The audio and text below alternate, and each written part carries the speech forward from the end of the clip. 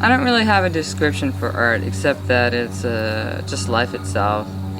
And my own body-mind is art. It's a creation that just occurs spontaneously. I don't know, I have no control particularly, I have use of the medium. And I am the medium. And so I am art itself. So that's the direct way I see art, rather than it's a person has an idea, looks at something and wants to represent that idea, or wants to represent something you see around you or feel around you. Doing my photography is like noticing life more and more. Instead of walking around with my ideas of life, I just actually want to see it, notice it, and feel it. And to me it's very fun, it's very exciting, and I'm driven to notice more I see, the more I want to see. It doesn't really exhaust itself. So photography is my excuse to go out there and just notice and just be someplace other than where I'm always being, which is particularly at my house. So I get to go everywhere and look at everything and notice, well, how it grows, what's it doing there, how it's in relationship to everything else there. And in that I also see that I'm not someone just noticing it, but I'm exactly a part of it. I'm exactly coming into this picture and affecting it and being affected by everything that's there. And to me this is a lot of fun, great feeling, great noticing. Just to notice all that relationship going on, enjoying it. Art is everywhere, it's everything. I would say art is directly life itself. And I would say that people painting, taking photos, or making music, and calling that art is a secondary activity to the direct activity, which is just life itself. And what people do with it, I would say, is just reflect their own attractions or fears. The first big secret is there is no art world. Art is life. There's no one person or source or organization that defines anything about art. It's just a moving thing, like life is a moving thing. There is no art world. I'm talking about the world before you sell stuff. What is that? What is that world? And to me, instead of using a spiritual term for it, or a religious term for it, I just call it art. Because I'm not particularly religious or spiritual. I would call sitting here and noticing you, being outside, hearing the hummingbirds, feeling the wind, seeing the light get brighter as the hour of the morning increases. That is art to me.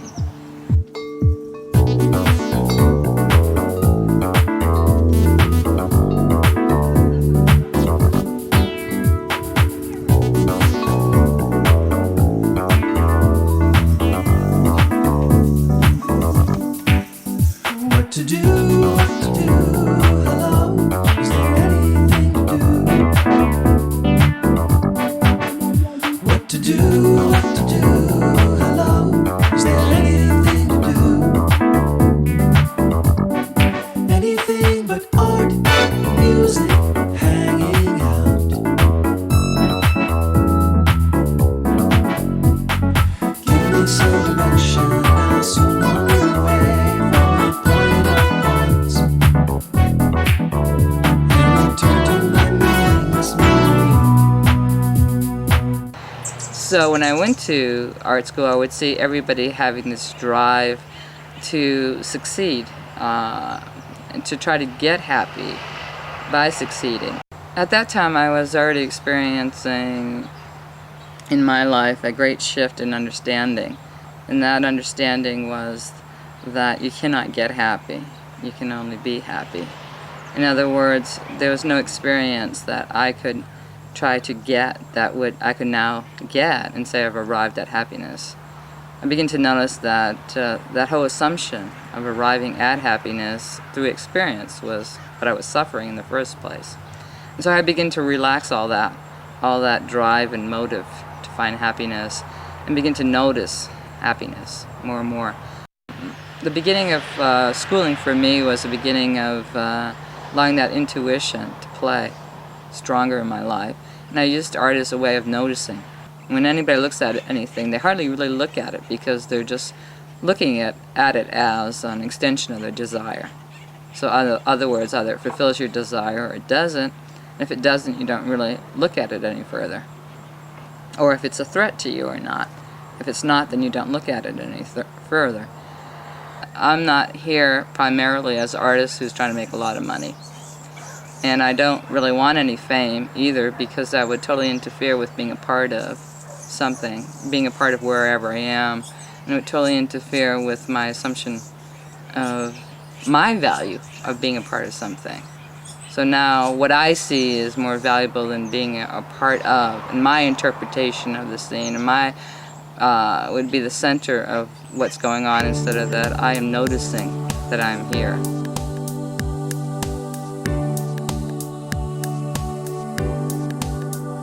Just the walk, carrying the grin around, looking everywhere with the eye of no difference. I am the life support system for happiness, with no reason. Baby, it just is this way, really. Nothing to say but this grin, nothing to do but this grin. So you are laughing and grinning now too. It's a bit myth that there's this order everywhere in time. Yes, And it carries on each time. So that each moment is like, right now, you know, Jack can crash in our house, and it's like, that's not part of what we planned here tonight. You know? I mean, everything about life is really like a story without a plot. You know, because there's no meaning in life other than you live it. And the meaning is, I guess, how well you live it, in the sense, do you love your life? And so loving your life, does that make others around you love their life? You know, so that's the meaning of life. But no, it's like, you know, there's nothing, you know, there's no great tradition. That's a myth. I mean, there's no bad tradition either. I mean, there's nothing. I mean, somebody did something, it worked for a time. They said to this guy, this is working for me, you want to try it? And the guy says, okay, try some of it works. And if the guy's intelligent, he also notices that perhaps some of it doesn't work, because the people he's with are people who have a different culture, or they're women, or they're men, or they're children, or they got lots of money, or whatever. Yeah. Crazy little girl once said, I share with me. That's art for me. I share it with me. I do it because I enjoy it, and I'm obsessed with it, and I just want to notice everything. But the part of sharing or selling it, that's when it becomes less, to me, art. It becomes, because everybody has their own attraction, everybody has their own need, and everybody has their own capacity for it. So if you have a certain capacity or a certain feeling, and you try to share it with others, well, first of all, you don't know where they are with that. And if they have any response, it's usually sometimes, well, it's their own private business. It really has nothing to do with me, I feel. I'm really interested in the self-promotion part of art, or the part that says make a, you know, get famous, get rich, part of it. I just like doing it. I just want to do it, and I'm just going to keep doing it. And I came to this point of view because the only thing I have to prove is something to myself. I have to live my life, and the best way I can live my life, and the way I can enjoy it more, is to actually notice my life. And the way I notice my life is noticing that it doesn't exist in a void. It's not separate from anything, and it's not private from anything. that everywhere I go and everything I do, it's all connected. We're all together here.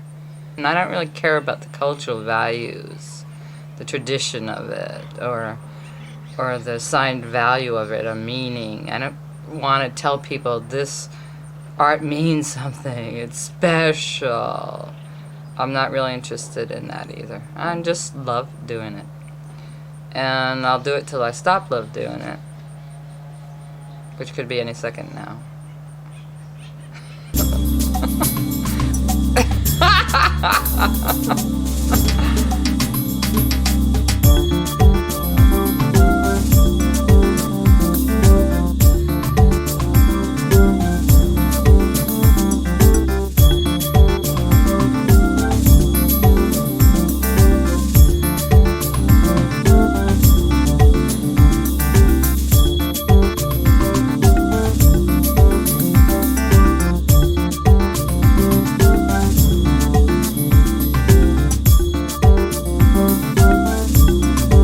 As I was talking about art, I noticed that what was going out for me, what was happening, was just a transmission of just being myself.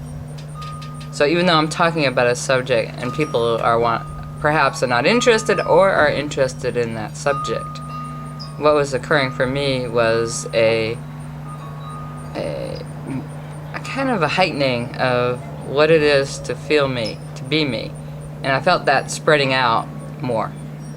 And since I don't really live in a private world of internal self-doubt or pursuit of happiness through experience, I recognize my nature is always happy, that there's a feeling that there were waves of that going out as I was talking. And to me that felt very, very quiet. But very, very strong. Then describing it is a way of making it symbolic and abstract and impersonal when it's very, very direct, personal, melting down, flowing.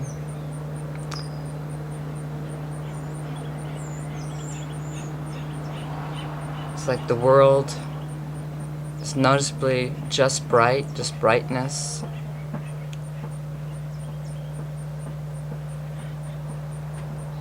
And that all your thoughts can't even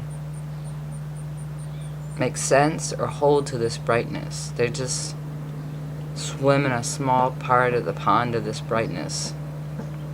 And they're just happy. And you don't have to hold on to anything, any idea, even about how great art is, or any negative idea about art too. Any idea high or low about anybody or anything, including art. This is the state I'm in before I notice anything and do art. But this is the state that is always existing in that activity. And sometimes, in the noticing, before I take the picture, or after I take the picture, or I download it, or print it, or write a story about it, I just noticed this brightness. And I felt this as a child, and I thought everybody noticed it. And maybe everybody does, but they don't notice it enough to notice it and to give it the right place that it deserves in their life.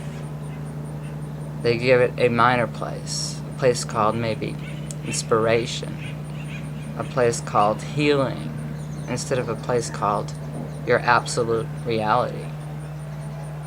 And I think many people, good artists, true artists, honest artists, pursue art to find this place because they have a feeling for it.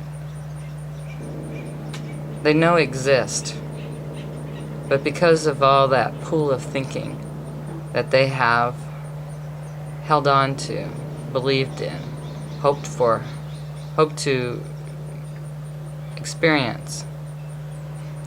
It's covered it all up for them.